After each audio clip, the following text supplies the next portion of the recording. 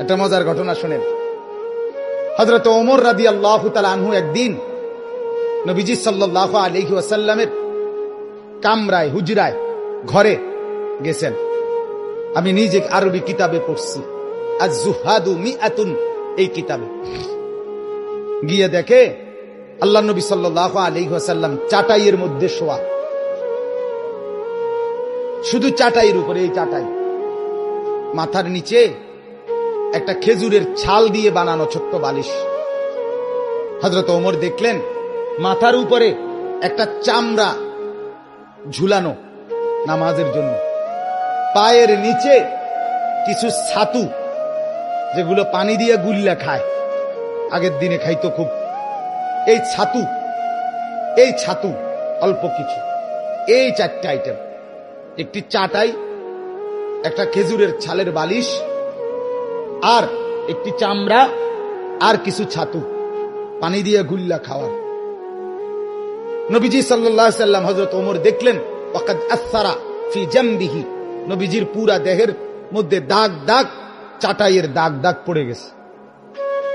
যেহেতু আল্লাহ নবী সাল্লাল্লাহু আলাইহি ওয়াসাল্লাম কায়নাতের সর্বশ্রেষ্ঠ সুন্দর ছিলেন, কাজে দাগ তো পড়বেই।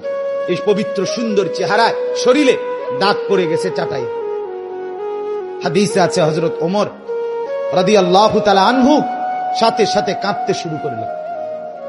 আল্লাহ নবী সাল্লাল্লাহু আলাইহি ওয়াসাল্লাম বললেন, মা ইয়াবকিকা ইয়া ওমর, ওমর তোমাকে কে কাঁদালো, কাঁদতেছো কেন? হযরত ওমর রাদিয়াল্লাহু তাআলা আনহু বললেন, লিমা লা আবকি ইয়া রাসূলুল্লাহ, ও আল্লাহর নবী, আমি কেন কাঁদবো না বলেন? আমি কাঁদবো না কেন? আপনার এই হালাত, একটা চাটাই, একটা বিছানা নাই, একটা খেজুরের ছালের বালিশ, একটা চামড়া, আর একটু ছাতু, এই আনতা সাফওয়াতুর রাসূল, আপনি তো সমস্ত রাসূলের নির্যাস, আপনি মুসাদ্দিকুল আম্বিয়া, নবিয়ুল আম্বিয়া, নবিয়ে দু জাহাঁ, নবিয়ে দু শাহাঁ, নবিয়ে দু আলম, ফখরে মওজুদাত, আপনি তো কায়নাতের সরদার। আপনার জন্য ভালোবেসেই তো আল্লাহ তাআলা গোটা কায়নাত সাজিয়েছেন। এত এত এত এত এত এত মর্যাদা যার, সেই আপনার এই হালাত। ওয়াল কাইসার ওয়াল কিসরা ইয়ালবাসুন আল হারির ওয়াদ দিবাজ, ওমর বললেন, অথচ রোমের বাদশাহ, পারস্যের বাদশাহ, তারা রেশমি কাপড়, রেশমি পোশাক, রেশমের বিছানা